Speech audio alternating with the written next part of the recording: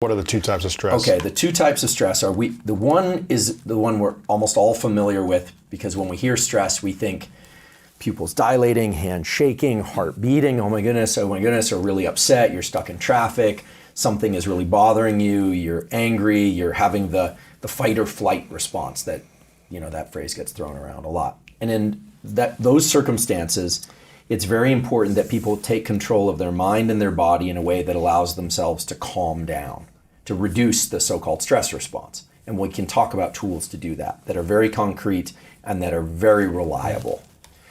There's another side of the stress response. So what would that stress be called? What's that type of stress? Unfortunately, there's no name for this. This is one of the important things. Maybe we'll figure it out today. Okay. Maybe your audience will figure it out. Yeah. They're a smart bunch, and they're living this stuff too. So unfortunately, there isn't a word for this. But this is one type of stress. This is one type of stress, which is you're too activated, you're too alert, you're too agitated, and you want to be less alert, less activated, and less agitated. The alert stress. That's right. We could call it the alert stress, hyper-alert stress. Hyper-alert stress. Let's just do that for sake of conversation today. And we are by no means a nomenclature committee, so we can always revise later. Yeah. There's another side of stress, which is when there are a lot of things happening in the world, pandemics, you can't work because there's another shutdown, or there's strife in your life, or things are really challenging and you're feeling exhausted and you can't get mobilized and alert enough. And this has never really been cleanly laid out for people. And what I call the whole process is one of limbic friction. Okay, so the limbic system are these areas deep in the brain. Limbic literally means edge. They're near the edge of the brain. And when we're stressed, there's a lot of activity in these brain regions. And then we got our forebrain, our prefrontal cortex for the aficionados. And when we're in a thinking and calm and deliberate and rational manner, when we can control our body and our mind, it's called top-down processing. We're controlling ourselves. But there's a lot of friction with that limbic pathway. I promise I'll get to the practices soon. So when there's this friction, we can call it limbic friction for sake of discussion. You can't control all those impulses and all that anxiety or fatigue for too long. And in fact, as you get more tired, or if someone has frontal damage, if they have brain damage to the frontal lobes, what you find is they become more impulsive. When they feel like sleeping, they just sleep, even if it's socially inappropriate.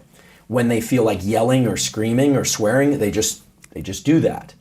And so there's two kinds of limbic friction. One is when we're too activated and we want to calm down, and we're trying to say, okay, calm down. Don't say the thing that you shouldn't say. Don't do the thing you shouldn't do.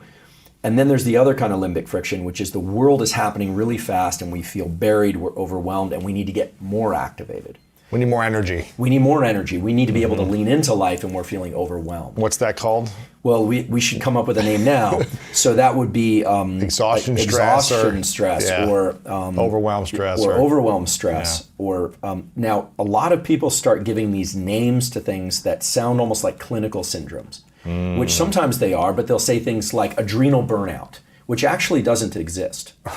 Adrenal fatigue. Now there is something called adrenal insufficiency syndrome, which is a real medical condition where people can't actually produce enough adrenaline. But most of us have enough adrenaline in our bodies to last 200 years, 2 lifetimes. So the adrenals don't really burn out. What happens is people are so overactivated. They're in this alertness, hyper alert stress for so long that eventually they kind of crash into the over fatigue stress.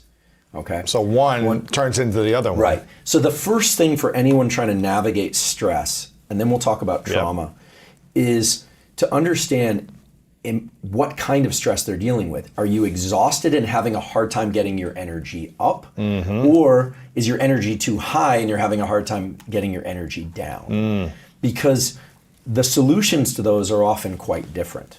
So on the previous time we met, we talked about a tool for calming the body very quickly, which is this double inhale, long exhale. Typically the inhales are done through the nose, the exhale through the mouth.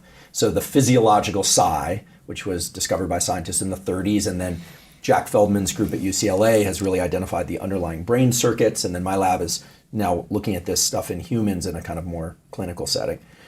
That double inhale, followed by an exhale, we know is the fastest real-time tool for taking one's state of alertness down. The hyper alert stress. Right. You're not going to crash into sleep, but you're going from you're not feeling good, you're too agitated, you want to calm down. And what's interesting about that tool is it speaks to a principle, which is it's very hard to control the mind with the mind. So when you're stressed, just telling yourself, don't stress, don't stress, don't stress, calm down, rarely works. It also rarely works to tell someone else to calm down. To relax. Hey, relax. Yeah. Usually it has the opposite effect. Don't tell me to relax. And it can be damaging for relationships. If you've ever, someone's really stressed and you tell them to relax, sometimes it actually can create more friction and they don't feel supported. What should they do in that moment? They should look to the body. The nervous system includes the brain, but also all the connections to the body and back again. And so when you can't control your mind, you want to do something purely mechanical, like the physiological sigh.